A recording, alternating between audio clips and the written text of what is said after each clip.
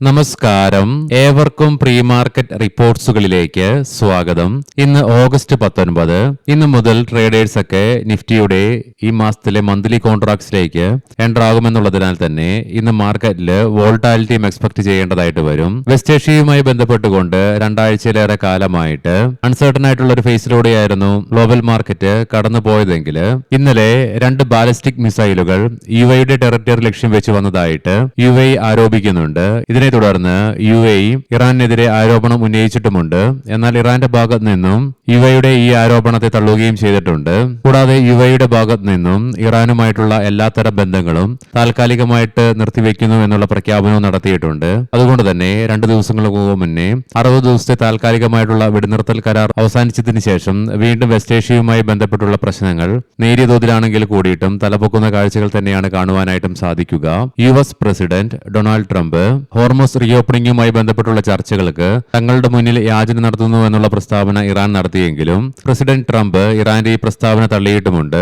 ആയതിനാൽ തന്നെ വെസ്റ്റ് ഏഷ്യയുമായി ബന്ധപ്പെട്ടുള്ള ആശങ്കകൾ രണ്ടാഴ്ചയായിട്ട് അൺസർട്ടൺ ആയിട്ടുള്ള ഒരു ഫേസിലൂടെയാണ് കടന്നുപോയിരുന്നത്. അത് മാർക്കറ്റിലും പ്രതിഫലിച്ചിരുന്നു. രണ്ടാഴ്ചയിലേറെ കാലമായി മാർക്കറ്റും നിശ്ചലമായിരുന്ന ഒരു അവസ്ഥയായിരുന്നെങ്കിൽ വീണ്ടും വെസ്റ്റ് ഏഷ്യയുമായി ബന്ധപ്പെട്ടുള്ള പ്രശ്നങ്ങൾ രൂക്ഷമാവുകയാണെങ്കിൽ അത് വീണ്ടും മാർക്കറ്റിനെ തളർത്തുവാൻ ഇടയാക്കുകയും ചെയ്യും. അതിനാൽ തന്നെ ഇനി വരും ദിവസങ്ങളിൽ മാർക്കറ്റിൽ എസ്പെഷ്യലി ട്രേഡേഴ്സ് ഒക്കെ ജാഗ്രത പുലർത്തേണ്ടതായിട്ടുമുണ്ട്.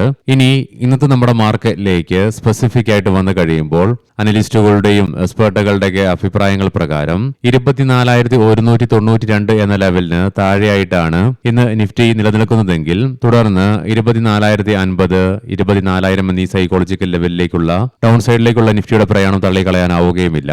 എന്നാൽ 24,000 എന്ന സൈക്കോളജിക്കൽ ലെവൽ ബ്രേക്ക് ചെയ്യുകയാണെങ്കിൽ ഒരുപക്ഷെ സെല്ലിംഗ് പ്രഷർ വർദ്ധിക്കുവാനും ഇടയുണ്ട്. അങ്ങനെ സെല്ലിംഗ് പ്രഷർ വർദ്ധിക്കുകയാണെങ്കിൽ 23,800 എന്ന ലെവൽ അടുത്ത സപ്പോർട്ടായിട്ട് മാറിയേക്കാം. ഈ ലെവലും നിഫ്റ്റിക്ക് ഡൗൺ സൈഡിലേക്ക് ബ്രേക്ക് ചെയ്യേണ്ടതായിട്ട് വന്നു കഴിഞ്ഞാൽ ഈ അടുത്ത കാലത്ത് നമ്മൾ കഴിഞ്ഞ മാസം കണ്ടിരുന്ന 23,600 എന്ന ലെവലായിരിക്കും നിഫ്റ്റിയെ സംബന്ധിച്ചിടത്തോളം പിന്നീട് ഒരു സപ്പോർട്ടായിട്ട് മാറാൻ ഇടയുള്ളതും. എന്നാൽ അതേസമയം 24,192 എന്ന ലെവലിന് മുകളിലായിട്ട് നിലനിൽക്കുവാൻ സാധിക്കുകയാണെങ്കിൽ മാത്രമേ തുടർന്ന് മുന്നോട്ടൊരു പ്രയാണം നിഫ്റ്റിക്ക് ഇന്ന് സാധ്യമാവുകയുമുള്ളൂ. അങ്ങനെ മുന്നോട്ടൊരു പ്രയാണം നിഫ്റ്റിക്ക് ഇന്ന് സാധ്യമാവുകയാണെങ്കിൽ 24,200, 24,300 എന്നീ ലെവലുകളിൽ ഒരുപക്ഷെ ശക്തമായ റെസിസ്റ്റൻസും നേരിടാൻ സാധ്യതകളുണ്ട്. ഇന്ന് ഇന്ത്യയിൽ നിന്നും പ്രധാനപ്പെട്ട ഇവന്റുകൾ ഒന്നും തന്നെ ഇല്ല. ഇന്നലെ യുഎസിൽ നിന്നും വൈകുന്നേരം ജൂലൈ മാസത്തെ ഹൗസിംഗ് സ്റ്റാർട്ട്സ് ഡാറ്റയുടെ റിലീസ് ഉണ്ടായിരുന്നു. അൺഎക്സ്പെക്ടഡ്ലി യുഎസിലെ ഹൗസിംഗ് സ്റ്റാർട്ട്സ് ഡാറ്റയിൽ 12.4% ഇടിവാണ് രേഖപ്പെടുത്തിയതും. എന്നാൽ അതേസമയം തന്നെ റിലീസ് ചെയ്യപ്പെട്ട യുഎസിലെ ജൂലൈ മാസത്തെ ബിൽഡിംഗ് പെർമിറ്റ്സ് ഡാറ്റയിൽ മന്ത് ഓൺ മന്ത് ബേസിസിൽ 5% വർധനവും രേഖപ്പെടുത്തി. ഇന്നത്തെ ഏറ്റവും പ്രധാനപ്പെട്ട ഗ്ലോബൽ ഇവന്റ് ഇന്ന് രാത്രി ഇന്ത്യൻ സമയം 11:00 യുഎസിൽ നിന്നും FOMC മിനിറ്റ്സിന്റെ റിലീസ് ഉണ്ട്. ആയതിനാൽ തന്നെ FOMC മിനിറ്റ്സിന്റെ റിലീസ് ഗ്ലോബൽ മാർക്കറ്റിന്റെയും ഇന്ത്യൻ മാർക്കറ്റിന്റെയും ഗതിവിധികളെ സാരമായ രീതിയിൽ തന്നെ നാളെ ബാധിക്കുവാനും സാധ്യതയുണ്ട്. തുടർച്ചയായി ഇന്നലെ 6ാമത്തെ ട്രേഡിംഗ് സെഷനിലും ഇന്ത്യൻ മാർക്കറ്റിന് ഇടിവ് തുടരേണ്ടതായിട്ട് വന്നെങ്കിലും തിങ്കളാഴ്ചത്തെ കനത്ത സെല്ലിംഗിന് ശേഷം ഇന്നലെയും ഇന്ത്യൻ ക്യാഷ് മാർക്കറ്റിൽ വീണ്ടും വിദേശ ധനകാര്യ സ്ഥാപനങ്ങൾ 1,651.53 കോടി രൂപയ്ക്ക് ബയേഴ്സ് ആയിട്ട് മാറുന്ന കാഴ്ചയും കാണുവാനായിട്ട് സാധിച്ചു. എന്നാൽ അതേസമയം ആഭ്യന്തര ധനകാര്യ സ്ഥാപനങ്ങളും 2,579.31 കോടി രൂപയ്ക്ക് ബൈയിങ്ങും തുടർന്നു. Page Industries Limited, Bata India, Honda India Power, LG Balakrishna and bros limited, Kovai Medical Centre, CSC limited, JK paper, GP Petroleums Limited, Cube Highways Trust, Oriental Infra തുടങ്ങിയ സ്റ്റോക്കുകളുടെ ഡിവിഡന്റിന്റെ എക്സ് ഡേറ്റ് ആണ് ഇന്ന്.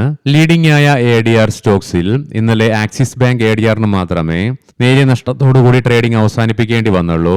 അതേസമയം വിപ്രോ ADRന് ഫ്ലാറ്റ് ആയിട്ടും ഡോക്ടർ റെഡ്ഡീസിന് 0.25%, HDFC ബാങ്കിന് നേരിയ നേട്ടത്തോടുകൂടിയും ICIC ബാങ്കിന് 0.25%, ഇൻഫോസിസിന് 1.25%-ലേറെയും നേട്ടത്തോടുകൂടി തന്നെ ട്രേഡിംഗ് അവസാനിപ്പിക്കുവാനും സാധിച്ചു.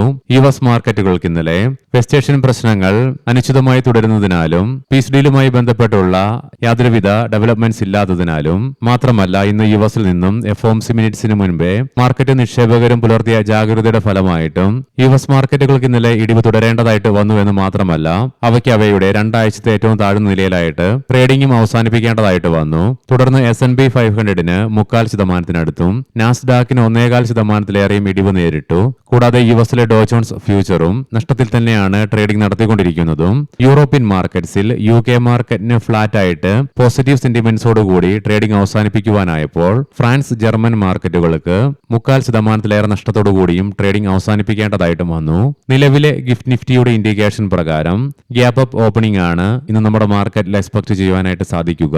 അതേസമയം ഏഷ്യൻ മാർക്കറ്റ്സിൽ ജപ്പാൻ മാർക്കറ്റ് 2.5%-നടുത്തും കൊറിയൻ മാർക്കറ്റ് 5.5%-ന്റെയും ഇടിവോട് കൂടിയിട്ടാണ് ഇന്ന് ട്രേഡിംഗ് ആരംഭിച്ചിട്ടുള്ളതും. കൊമോഡിറ്റിയിലേക്ക് വരുമ്പോൾ ബ്രെന്റ് ക്രൂഡിന്റെ വിലയിൽ 0.25%-ന്റെയും ക്രൂഡ് ഓയിലിന്റെ വിലയിൽ 1%-നടുത്തും ഉയർച്ചയാണ് അനുഭവപ്പെടുന്നതും. ബ്രെന്റ് ക്രൂഡിന്റെ വില $91.64 ആയിട്ടും ക്രൂഡ് ഓയിലിന്റെ വില $85.67 പെർ ബാരൽ എന്ന നിലയിലുമായിട്ടാണ് ട്രേഡിംഗ് നടന്നുകൊണ്ടിരിക്കുന്നത്. ഗോൾഡിന്റെ വില ഇന്നലെ നമ്മുടെ മാർക്കറ്റ് അടച്ചതിന് ശേഷം വീണ്ടും നേരിയ ഇടിവ് രേഖപ്പെടുത്തിക്കൊണ്ട് $4,338.24 പെർ ഔൺസ് എന്ന നിലയിലായിട്ടാണ് ട്രേഡിംഗ് നടത്തിക്കൊണ്ടിരിക്കുന്നതും. ഇനി നമുക്ക് നിഫ്റ്റിയുടെ ടെക്നിക്കൽസുകൾ പരിശോധിക്കാം. ഈ മന്ത്ലി കോൺട്രാക്ട്സിലെ നിഫ്റ്റിയുടെ PCR 0.81 എന്ന നിലയിലും മാക്സ് പെയിൻ 24,300 എന്ന ലെവലിലുമായിട്ടാണ് നിലകൊള്ളുന്നത്. ഇന്നലെ നേരിടേണ്ടി വന്ന ഇടിവിനെ തുടർന്ന് നിഫ്റ്റിക്ക് എല്ലാ കീ മൂവിംഗ് ആവറേജുകളിലുമുള്ള ഗ്രിപ്പ് നഷ്ടപ്പെട്ടു. കൂടാതെ RSIയിലും ഇടിവ് രേഖപ്പെടുത്തിയതിനെ തുടർന്ന് 44.67 എന്ന നിലയിലേക്കും എത്തിച്ചേർന്നു. ഓപ്പൺ ഇൻട്രസ്റ്റുകളൊക്കെ ഇന്ന് മാറിമറിയാനുള്ള സാധ്യതകൾ ഉണ്ടെങ്കിൽ കൂടിയിട്ടും നിലവിലെ ഡേറ്റകൾ പ്രകാരം 24,500 എന്ന സ്ട്രൈക്കിലാണ് കോൾ സൈഡിലേക്ക് ഏറ്റവും കൂടുതൽ ഓപ്പൺ ഇൻട്രസ്റ്റ് കാണുവാൻ സാധിക്കുന്നതെങ്കിലും 24,200 എന്ന സ്ട്രൈക്കിലാണ് ഏറ്റവും കൂടുതൽ കോൾ റൈറ്റിംഗ് നിലവിൽ കാണുന്നത്. അതേസമയം 24,000 എന്ന സൈക്കോളജിക്കൽ ലെവലിലാണ് ഫുഡ് സൈഡിലേക്ക് ഏറ്റവും കൂടുതൽ ഓപ്പൺ ഇൻട്രസ്റ്റ് കാണുവാൻ സാധിക്കുന്നതെങ്കിലും 24,200 എന്ന സ്ട്രൈക്കിലാണ് ഏറ്റവും കൂടുതൽ പുട്ട് റൈറ്റിംഗ് നിലവിൽ കാണുക. ഇനി നമുക്ക് ഇന്നത്തെ പ്രധാനപ്പെട്ട സ്റ്റോക്കിംഗ് ന്യൂസുകൾ പരിശോധിക്കാം. മുൻകൂട്ടി ഓർമ്മിപ്പിച്ചുകൊള്ളട്ടെ, ഇത് ഒരു ബൈ ഓർ സെൽ റെക്കമെൻഡേഷൻ അല്ല. CG പവർ കമ്പനിയുടെ IT സംവിധാനങ്ങളിൽ സുരക്ഷാ ലംഘനം സംശയിക്കുന്നതായിട്ട് റിപ്പോർട്ട് ചെയ്തു. എങ്കിലും കമ്പനിയുടെ പ്രവർത്തനങ്ങളെ ഇത് ബാധിച്ചിട്ടുമില്ല. ഇതുവരെ കൊച്ചിൻ ഷിപ്പ്യാർഡ് 5,000 കോടി രൂപയുടെ കപ്പൽ നിർമ്മാണ പദ്ധതിക്കായിട്ട് കമ്പനിക്ക് 18.6 ഏക്കർ ഭൂമി പാട്ടത്തിന് നൽകുവാൻ കേരള സർക്കാർ തീരുമാനിച്ചു. Tata Steel TMT International Logistics ലിമിറ്റഡിലെ 23% അധിക ഓഹരികൾ ഏറ്റെടുക്കുവാനുള്ള ടാറ്റ സ്റ്റീലിന്റെ നീക്കത്തിന് കോമ്പറ്റീഷൻ കമ്മീഷൻ ഓഫ് ഇന്ത്യ അംഗീകാരം നൽകി. ICICI Prudential Life Insurance company Bharti Life ഇൻഷുറൻസിലെ 3,500 കോടി രൂപയുടെ ഓഹരി കൈമാറ്റത്തിനുള്ള ഇടപാടിന് കോമ്പറ്റീഷൻ കമ്മീഷൻ ഓഫ് ഇന്ത്യ അനുമതി നൽകി. ക്വിന്റ് ഡിജിറ്റൽ കമ്പനിയുടെ ഇൻഡിപെൻഡന്റ് ഡയറക്ടറായിട്ട് ശ്രീമതി ആഫ കപൂറിനെ തുടർച്ചയായി 5 വർഷത്തെ രണ്ടാമതൊരു കാലാവധിയിലേക്ക് കൂടി പുനർനിയമിക്കുന്നതിന് കമ്പനിയുടെ ബോർഡ് അംഗീകാരം നൽകി. റെയിൽടെൽ കോർപ്പറേഷൻ ഓഫ് ഇന്ത്യ 167 കോടി രൂപയുടെ പുതിയൊരു ഓർഡർ കമ്പനിക്ക് ലഭിച്ചു. EMS NHAIയുടെ 2 ടോൾ പാസ് പദ്ധതികൾക്കായിട്ട് 42.2 കോടി രൂപയുടെ കരാർ കമ്പനിക്ക് ലഭിച്ചു. ജൂബിലന്റ് ഇൻഗ്രീവിയ 182.9 കോടി രൂപയ്ക്ക് സൊറ്റോവൺ ടെക്നോളജീസ് ഇന്ത്യ പ്രൈവറ്റ് ലിമിറ്റഡിൽ 40% തന്ത്രപരമായ ഓഹരി പങ്കാളിത്തം ഏറ്റെടുക്കുന്നതിനായിട്ട് ഉള്ള അംഗീകാരം കമ്പനിയുടെ ബോർഡ് നൽകി. സ്പോർട് കിങ് ഇന്ത്യ 1 രൂപ പെർ ഷെയർ എന്ന നിലയിൽ ഡിവിഡൻഡ് കമ്പനി പ്രഖ്യാപിച്ചു.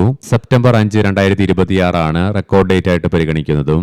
IGI 2 രൂപ 55 പൈസ പെർ ഷെയർ നിലയിൽ ഇൻട്രീം ഡിവിഡൻഡ് കമ്പനി പ്രഖ്യാപിച്ചു. ഓഗസ്റ്റ് 24, 2026 ആണ് റെക്കോർഡ് ഡേറ്റ് ആയിട്ട് പരിഗണിക്കുന്നത്.